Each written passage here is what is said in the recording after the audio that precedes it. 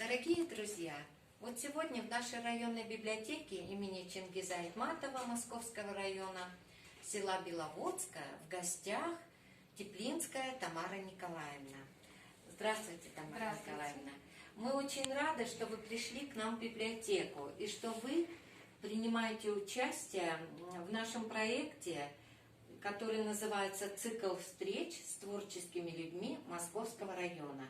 Мы уже снимали о многих творческих людях нашего района, и вот сегодня мы хотим, чтобы вы рассказали о том, что вам дает вдохновение на такие прекрасные, вот просто изумительные работы, да, и откуда вы черпаете это вдохновение и силы. И, в общем-то, немножко расскажите о себе. Здравствуйте, я очень рада, что вы меня пригласили. Большое вам спасибо, потому что нас так никто еще не выставлял никогда и нигде. И мне очень приятно, что мои работы увидят, посмотрят, что-то скажут. Может быть, кто-то заинтересуется и к нам придет. А работы, ну вот знаете, когда человек идет на пенсию, ему делать нечего, и он старается чем-то заняться. Я с 13 года хожу в организацию «Бабушка и Добшин».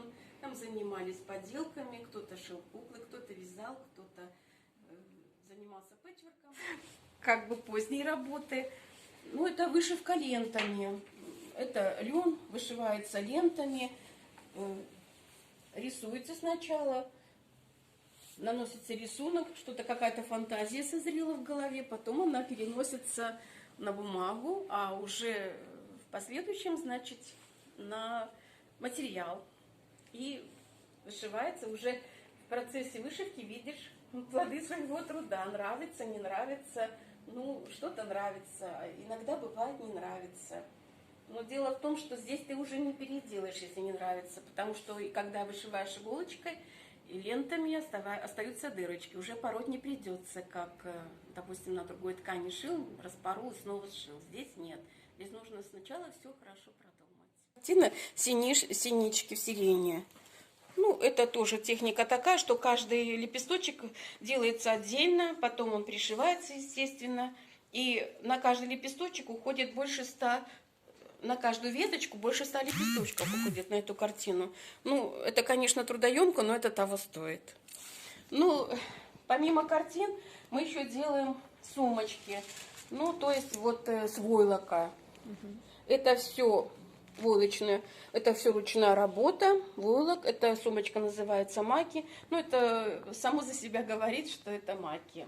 Ну вот такие клатчи, можно сходить с которыми в гости или там, ну куда угодно, в ресторан, в гости или просто на работу, кто любит и не обременяет себя хозяйственными сумками. Так, большие сумки мы делаем, эко-сумки. Вот такая сумка, эта техника называется, техника шитья называется синель. Ну, то есть здесь много слоев ткани, потом это все нашивается. Ну, кому интересно, пусть приходят в группу, мы все расскажем и покажем. Другие сумочки, вот тоже лен, это все натуральные ткани, это сумочка сирень. Вот в которой можно в больницу, в магазин, куда угодно, на работу пойти, допустим, делать. Делаем брошки. Ну, такой вот брошки, игольницы. Ну, вот, например, такая брошка. Вот игольница в подарок бабушкам, мамам.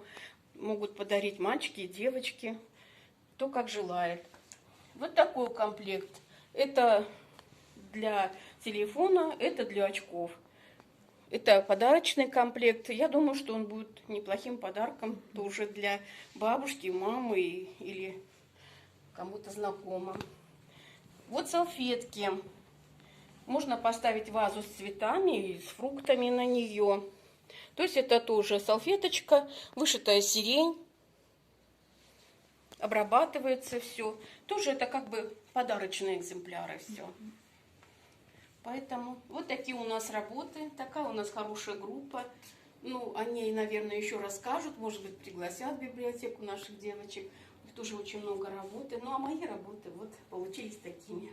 Спасибо вам большое за предоставленную мне возможность, за ваше время. Спасибо. До новых встреч.